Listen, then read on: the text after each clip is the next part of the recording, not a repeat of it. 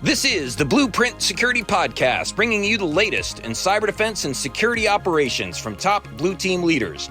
Blueprint is brought to you by the SANS Institute and is hosted by SANS certified instructor John Hubbard. And now, here's your host, John Hubbard.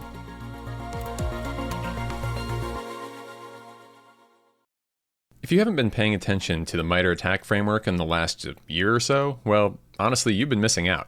Within the ATT&CK framework and other supporting projects from MITRE, like the Cyber Analytics Repository or CAR, there is an incredible wealth of information for any blue team, whether you're just starting out on your journey or a mature SOC that's been operating for a long time. In this episode of Blueprint, we talk with Lex Crumpton, the defensive lead from MITRE on the ATT&CK project, all about the details and tools that every blue team member should be aware of in the ATT&CK universe. So stick around for a ton of useful information on this episode of Blueprint. Hello, everyone, and welcome to Blueprint. On this episode, we have Lex Crumpton, lead cybersecurity engineer at MITRE and defensive lead for ATT&CK. MITRE's ATT&CK matrix has been one of the biggest things to hit cybersecurity in the last 5 years or so, maybe a little longer than that now. I'm starting to lose track in the last few years. And the advances that have been made on it in those last couple of years have been amazing. I remember using it when it was very, very new. And so I ran into Lex's name when I was watching ATT&CK earlier, which she was presenting at. And when I heard she was the defensive lead for ATT&CK, I was like, that's a person we got to get on the podcast. Perfect person to talk. So welcome to the podcast, Lex. Thank you. Thank you so much. So as always, I'd love to kick off the conversation with just hearing a little bit about your background, what brought you to MITRE, and then kind of a little more detail on what you do in your day-to-day job. Awesome. So actually, I am a former exploitation developer for the government spaces. I didn't like being offensive too much. I was like, I want to be defensive. I want to protect people. I want to protect computer systems. So I got the opportunity to tour different offices within the government. And that's when I got into threat hunting, blue team windows, malware reverse engineering, and digital forensics. And then from there, during the height of COVID, I decided I was like, I want to get out of government. And I eventually got into MITRE as a lead cybersecurity engineer. Very cool. So you started on the red team and you made a transition over to the blue team. Mm-hmm. I'm always interested when I hear those stories. What is it that drove you away? Was there any specific thing that you're like, you know what? Yeah, red team's not for me. Blue team is where it's at. Because I've heard a lot of different variations on that. I'm always curious what makes people switch. Because you hear a lot of people like, oh, I want to hack, right? Yeah. And I'm always like, blue team's really cool. So what was it for you that kind of brought you in this direction? Yeah, I think it was... There's a difference between being a red team developer and a red team operator. And so operators are super fast paced. You know, there's always things that are happening, but for developer space, it's like super quiet. People are to themselves. They're like in the code and that's it. And I'm very people oriented and I want to talk and I want to discuss things. And that wasn't the space within government that was for me. And so I switched to blue side because I don't want to be an operator. I make mistakes, okay, as if anybody. And so red team operators, their environment was you can't make mistakes. You have to be 100% all the time. And that seemed stressful to me. Whereas if I was a blue team Windows, I have a little bit more leniency to try different things, to be creative, to be innovative. And that fit my personality more. Fantastic. Well, we love that you're on the blue side, especially now that you're doing this super important work. So MITRE ATT&CK, right? Where I wanted to go with this episode was for maybe the people who hadn't really implemented it as part of their security operations team. Maybe they're a team that's just getting started and maybe they've heard of it, but they haven't taken it to a point where they've operationalized the wealth of knowledge that's built into this. So starting from a very, easy kind of general point here, how would you describe MITRE ATT&CK in terms of if you were going to tell a SOC or a defender what it is and what it's for? Yeah. So I would say MITRE ATT&CK for defenders is the IOCs you would need to know for different techniques, adversarial techniques, tactics, procedures that you can implement into your SOC, into analytics, into defensive countermeasures, and help protect those systems against known adversary techniques and tactics. So how would this as a list of IOCs be something different than what you might find just kind of cruising around random blogs or what you might read in your news feed or any kind of thing like that? Yeah, it's more so in a culminated area where you don't have to go through 1,000 tabs and web pages to find all the information. We have a team specifically and a great community that has contributed a lot of the resources and work that's in MITRE ATT&CK now. And so just having it in one place, having the descriptions, the specific IOCs, command lines, registry keys that you should look for, it helps kind of like narrow your scope on where you can look for information. Yeah, and I know back when I was a SOC manager, this is one thing that I used as like a resource for making sure that I had a good coverage of the possible things that were out there, right? And I assume, is that something that most teams kind of leverage this as a body of knowledge for? So I would say MITRE ATT&CK is not all encompassing. We still leave some things out. And we're always gaining new information every day, but it's a good start for developing coverage. So maybe that's a good question. What is in there and what's not in there? Is it a case of like what you don't know or what hasn't been codified is like, oh, this is a thing yet? Or what makes the difference between what you put in and what you don't? I say it's if you don't know, you don't know type of thing. Yeah. We don't know until it comes and like, oh yeah, we were missing this whole entire time. Just like the defensive section, a lot of people were focused on the adversarial technique behaviors and descriptions. But once we started adding mitigations and once we started adding detection criteria, they're like, oh, we need this. This is what we were missing. Yeah. So is the idea, I guess, if I was to paraphrase, the things that we have seen in attacks generally get put into the framework, and once we know about what they are and establish them as kind of a unique method for doing something, and it's just collecting what's new and constantly putting it in as a process is kind of what definitely after some research and verifications, most likely. Awesome. So if we have that as an assumption, right, and all of the kind of tactics and techniques, which we'll kind of dig into what those are in a second, are in there, as a brand new security operations team, how can you look at what is there right now and start to form a basis for what you should be paying attention to as a priority with maybe an organization that hasn't had a SOC before? I would say, depending on your environment and the tool sets that you have, being able to search the attack framework, you can key on specific words or techniques that apply to your environment. So what does that look like? Let's say a lot of people or a lot of cyber attacks go through initial access. Specifically in that tactic, can you find some of the techniques within initial access that apply to your environment? What does it say specifically for that technique through the description? What type of procedures, softwares, APT groups, or any of that nature that utilize those techniques? And then from there, the mitigations and detections, how can you protect and detect all the malicious activity within your environment? So yeah, prioritize kind of like what applies here most and kind of knowing your environment, kind of matching with what you're doing. And there's things broken down by, is it a cloud, data source, network, endpoint, all that kind of stuff. Yep. And then looking to see what most applies to your environment and then applying all those kind of different mitigations and stuff. Which brings us to the next question, which is kind of, there's a lot of different objects and entities kind of involved. We have tactics, we have techniques, mitigations, and data sources, and all that stuff keeps growing version to version, which is super, super cool. But for someone that hasn't paid attention to maybe version 10 or version 11 of attack, could you give us a rundown of kind of the main kinds of data that are now built into the attack framework?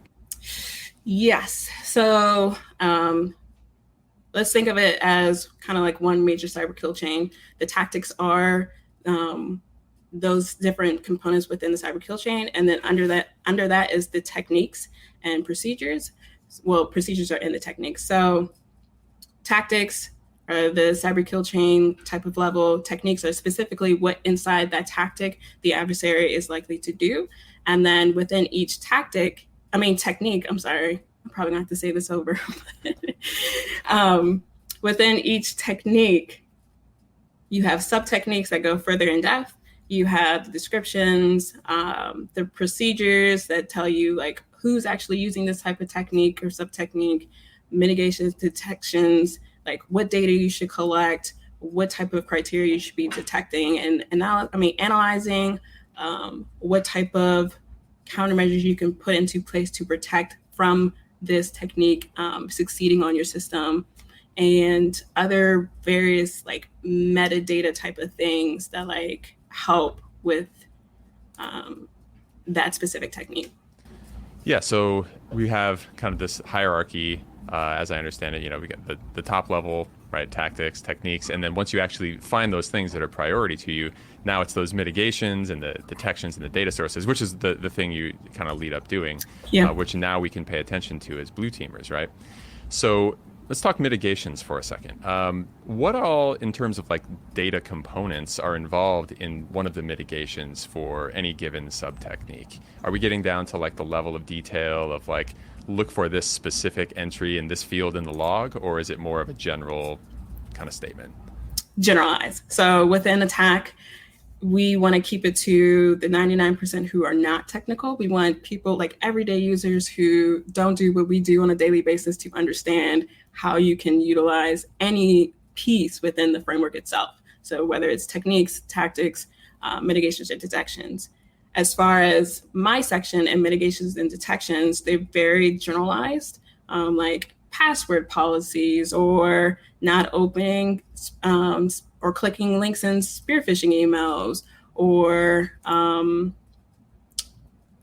doing user training and understanding that certain things you can and can't do within a computer system, having data backups or integrity checks to make sure that your system is running like it's supposed to run.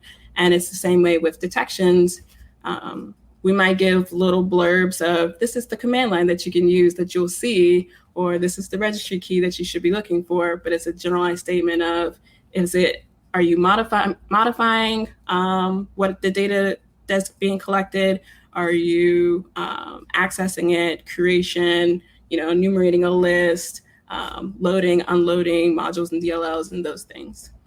So if an organization kind of has a good grasp of, and a list of all of the different security controls that they have, it looked to me with the newest versions of attack like that you can go in there and check those boxes on the different mitigations and have that map in the other direction back to the actual tactics and techniques that you can cover. Is that one of those kind of exercises you would recommend any kind of SOC go through as a way of viewing gaps, or is there a better way of doing that sort of thing, or how would you approach good that? Question.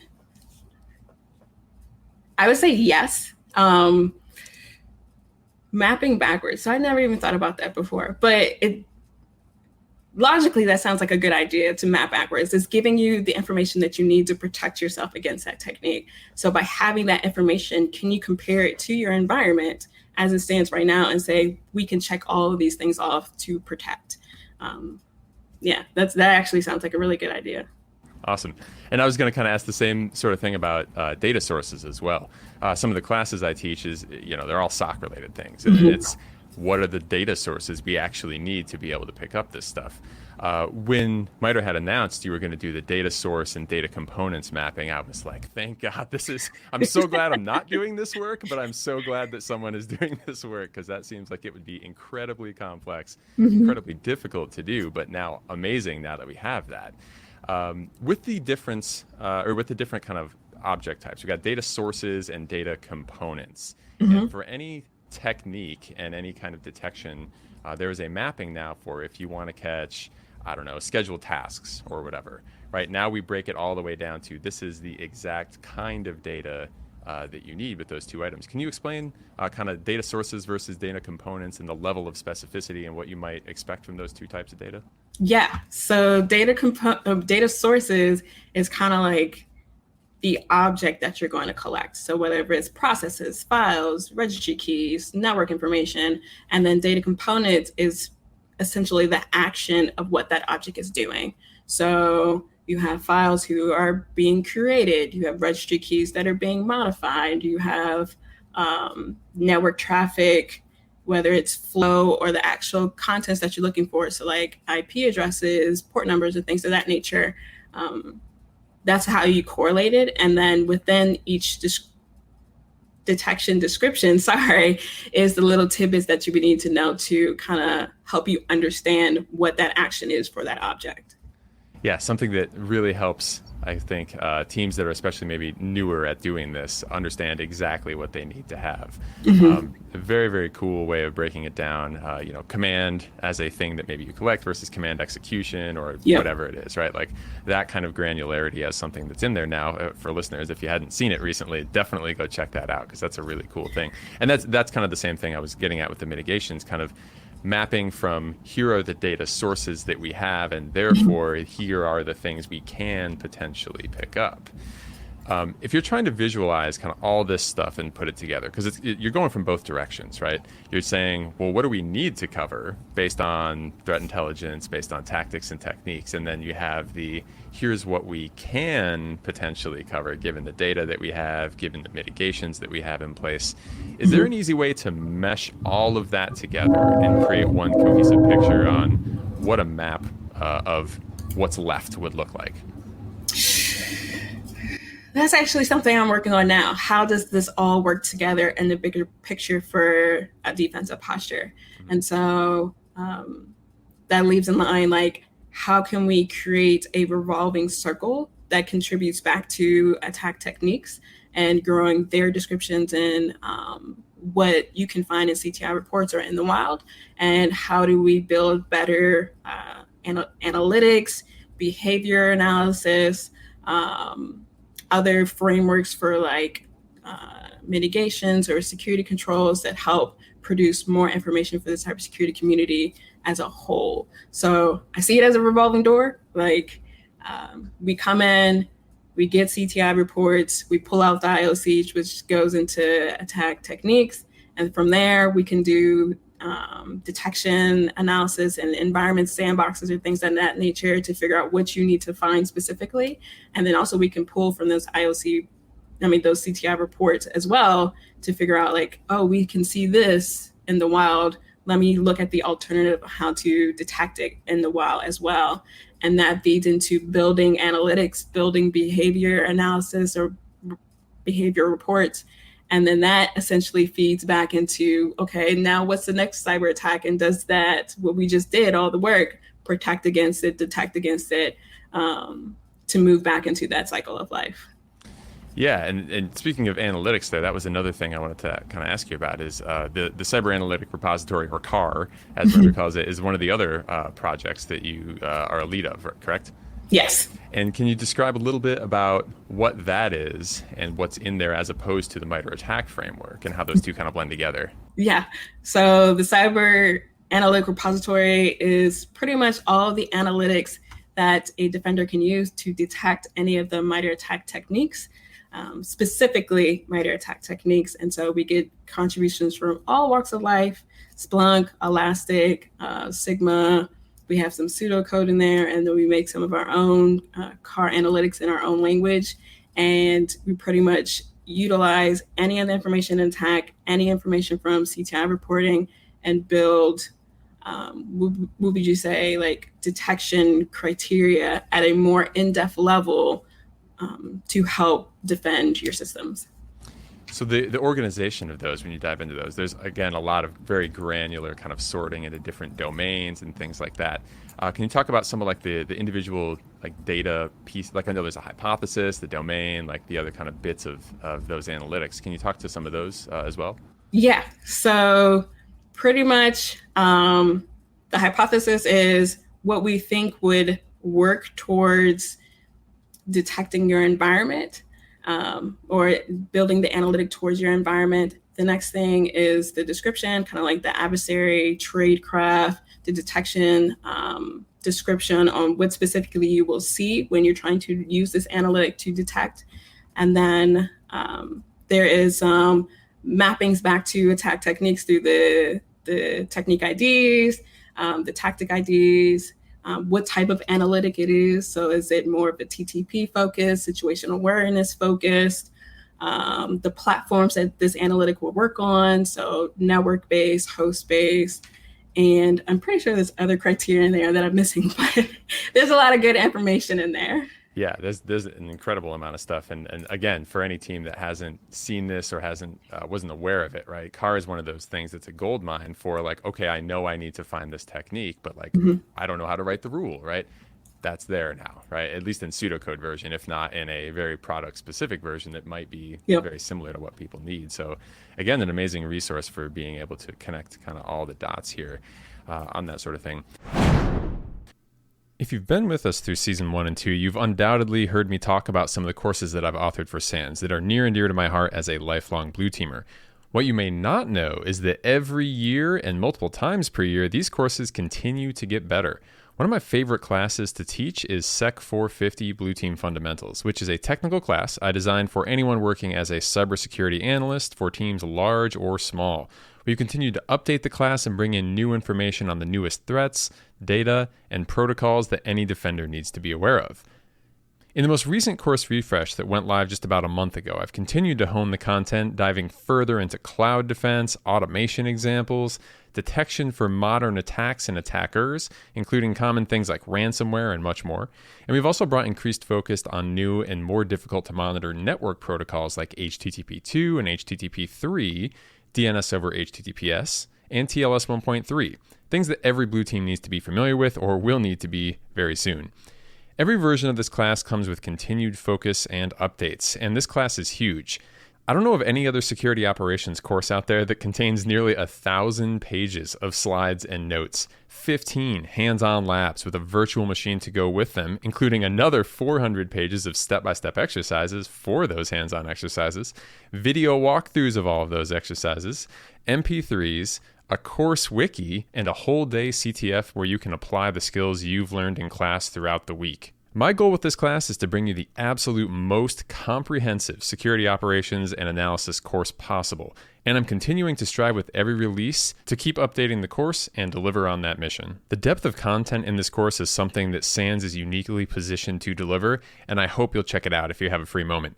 Go to sans.org/sec450 to check out the free course demo, which is a free full section of the course, and an in-depth syllabus to see if it's right for you.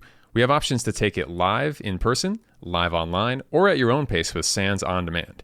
And unlike some other training courses, SANS and I are there to help you along the way with personalized help and explanations for any questions you may have. With the recent release of the GIAC GSOC certification, anyone that takes the class can now get the corresponding certificate that shows that you've put in the work and have what it takes to go head-to-head with modern attackers. I really think we put together something special here, and I hope you check it out. Thanks for listening, and now on with the show. On those analytics, I guess this is kind of a tangential question, but one thing that students are always asking in class is like the usefulness of, I would say, host-based data versus network data as things become more encrypted, and then, the cloud service-based data. Is there any trends that you're seeing in terms of the types of analytics that are being contributed in the car? Are we leaning more towards network host or any trend you're seeing? That is a good question. So I'm specifically more host-based as opposed to network-based. And I feel with the mindset of an already breached mentality, you have already bypassed the network level. It's just another way to detect that somebody has gained initial access into your system or having a leg up into your system in the first place. And so having more host-based analytics or behaviors for me is kind of like the cream of the crop because that's my background, but I feel like that's a biased opinion. So yeah, I mean, host-based, excuse me, to cut that out.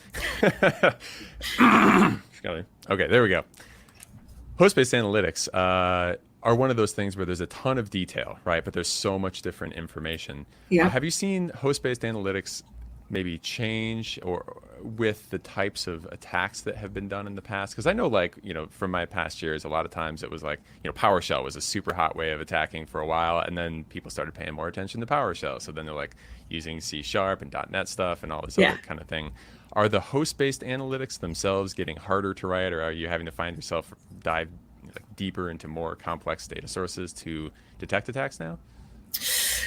So I would say it is getting harder only because me as a defender wants it to be that way. So coming from a developer background, building exploitation tools, going into seeing operate like red team operations, and then having the opportunity to experience different fields within a SOC, like the blue teaming windows, the threat hunting, and then digital forensics where I can get a more in-depth look.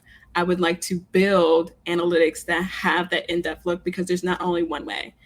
Defenders themselves have to know a lot of different ways, where red teamers or adversaries only need to know that one way. So having the different levels of what you can find on a host, whether it's through the user level, the kernel level, that midway level in between the both of them, it helps us in the long run because it gives us more information to help defend our systems.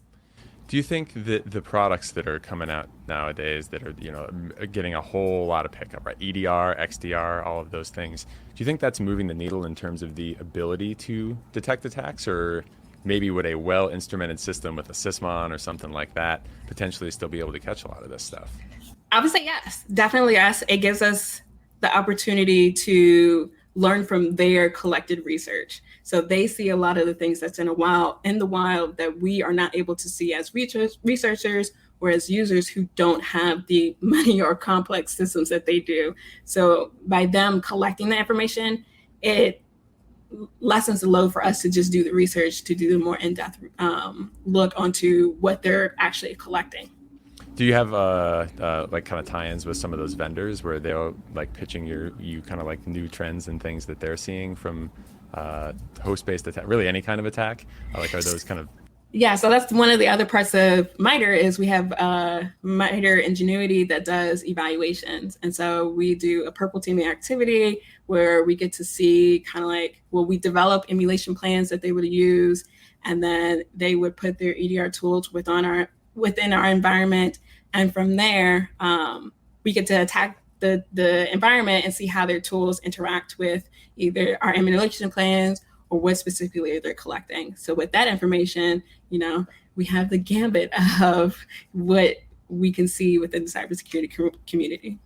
What kind of other stuff is Ingenuity kind of into here that might be of interest to the listeners here? Because I saw your bio, like you had some work that you're doing with the whole Ingenuity kind of effort, or Ingenuity effort as well. And it looked like there was a lot of great stuff going on there. What would be relevant to cyber defenders and listeners to this podcast? Definitely our Center for Threat Informed Defense. So it's a lot of really smart people who work with commercial companies, so like CrowdStrike, FireEye, Google, Microsoft, and we put our brains together to develop tools, frameworks, systems that will help defenders either collect information, gain more knowledge about what's happening, protect against other things. So like one really good project is we mapped the NIST 800-53 mitigations to attack techniques. And so now we can have a better listing of security controls that we can utilize across attack enterprise. One thing that I was involved in is building a web-based calculator to kind of help prioritize attack techniques based on frequency analysis, the flow of attack, and actionability, so mitigations and detections per analytics or per attack techniques. So that's very interesting. Prioritization of things, is that based on kind of like all attacks that have been documented by these vendors and whoever's contributing to that? And if so, what are you seeing as the priorities? So it was various different resources, CTI reports, collected data from another Center for Threat Informed Defense project called Sightings. And so they collected like in the wild data from vendors who wanted to contribute, and then other research through what you can Google through like detection analytics that are out there, mitigation security controls that are out there per map back to attack techniques. Is there, and I did see on, I think it was the GitHub page for the data sources kind of project, that there was a list of, if you had that data source, how many different techniques could you find, right? Is that the kind of thing that you're also looking at that with, but maybe from the kind of sightings and how many people have actually done that kind of attack sort of way? Like we're trying to figure out, in the absence of a specific industry or whatever, like what are the things that are providing the most coverage? If you just apply them. Yeah. So within the web-based calculator, per technique, how many times have you seen it in the wild? How many times, or how many different analytic repositories and let's say NIST 853 or SIS security controls, how many security controls per those two different avenues are already mapped back to attack. And then essentially through the flow of attack, can you look at, let's say, a kill chain of, or the attack of how, what am I trying to say? The flow of attack on how like an adversary goes through their activity. And if you cut that line or that kill chain, can you deter or stop that attacker from moving forward? And so what does that look like with the techniques that come before that cut? And what does that look like with the techniques coming after that? And per that, can we build kind of like a algorithm of a sort that says that this technique is important so that if we cut it, we should kind of like weight it higher. And then there's also user input through like monitoring tools that you have, network processing file, or specific keyword searches through your domain. So are you worried about more cloud-based techniques? Are you worried about more host-based, Windows-based, Linux-based techniques or anything like that? So that sounds super cool and kind of similar to, I guess, an analogy or something I was just reading about. I don't remember what context this was in, but someone was making the comparison of a cyber attack to, driving from New York to LA or, whatever, some very far distance. And there's a whole bunch of ways to get there, of course, to accomplish whatever it is you're doing. And, you could block one highway, but it's probably going to be another route that someone could take to get from one to the other. However, if you block the driveway and the car can't back out of the garage in New York, right, you actually choked it off. So it sounds like what you're doing is trying to find, is there a common choke point or at least a more effective spot that you can say, like, this is going to be the disruptive place that will really slow it down? Yep. That's exactly what we called it. We called it a choke point. That's awesome. So that's research that's ongoing now. Is that going to be, is that published already or in any sense, or are you working on that and it's going to be? It is already published. There's a GitHub repository that released our actual web-based calculator and then our behind the scenes Excel document that explains the algorithms that we utilize. We do have a methodology documentation that explains further in depth the algorithms, the math behind it, the reasons why we pick those certain things. And this is definitely a space to contribute to help us grow this project, because finding out what to prioritize for defenders is super, super important because there's so much information out there. So any way that helps make my job easier is okay in my book. Yeah, we'll have to get the links from you after the discussion here, and we'll get them put in the show notes. Yeah, that sounds like something that would be really complex, because are the choke points, how do you note choke points when everyone's environment is different? Or is that what the spreadsheet and the calculator for is, like you put in your own detail and then it tells you? Yeah, so choke point for us was super subjective only because there's not a lot of information about it. So what we did is we looked at every specific techniques.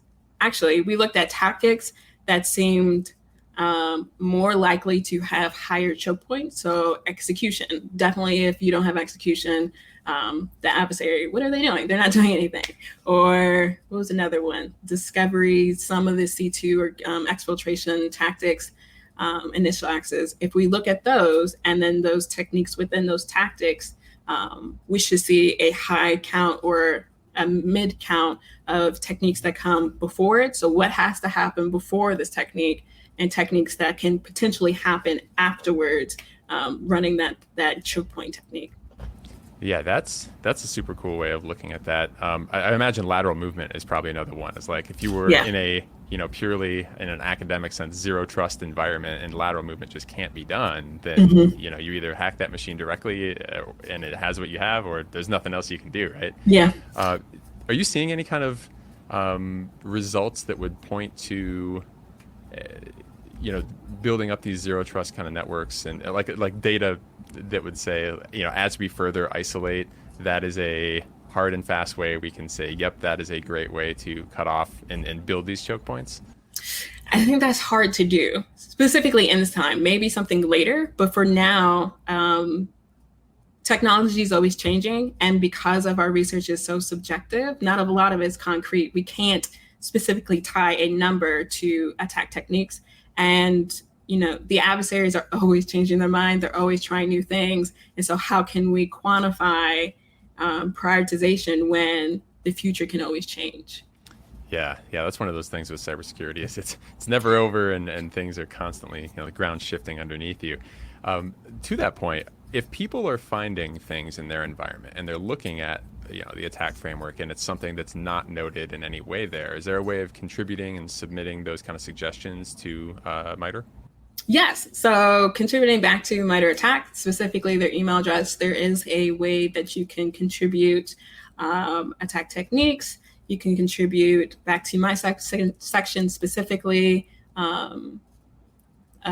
defensive countermeasures that you have found in the wild that I might have missed during my analysis, or analytics, like specifically write up the analytics, send it to me so that we can test and verify it, mitigation frameworks that we should be looking at. So currently we have what's an attack and then the mappings to the NIST 800-53. Should we be looking at other frameworks like privacy framework or the security controls? Should we be implementing those things? System hardening. I know that's a major thing that people are looking for. So any of these ideas that help defenders, send it to me, okay? And I will try my best to get it into attack so that we as a community can utilize it.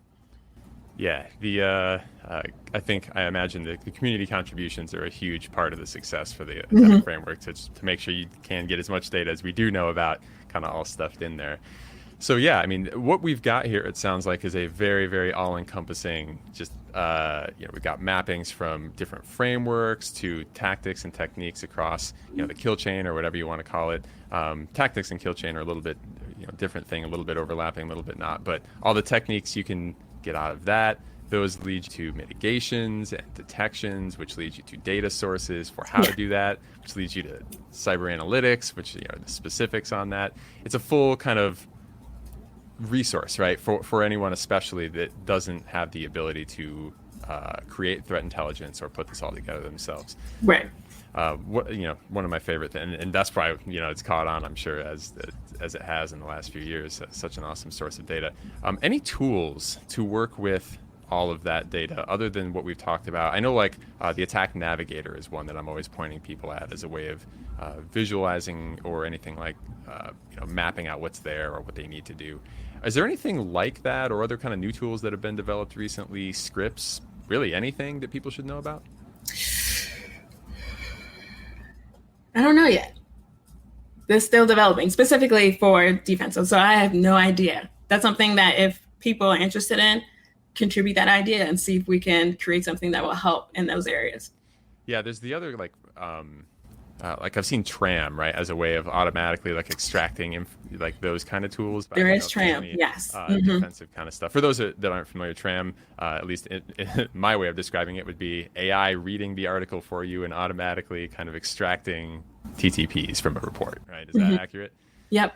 It pretty much pulls out specific keywords or attack techniques and kind of gives you that list of all the things that's in there. Do you have any time with the Defend matrix that was just created? I have spent some time with it. We always get the question of, are we going to integrate it together? That answer is currently not right now, only because of the maturity of Defend. So we're waiting for it to be a little bit more robust and what they're trying to say and the things in their framework before we can try to implement it. Gotcha. And I guess I should have said before we jumped into Defend, can you describe what Defend is as opposed to Attack? So Defend is kind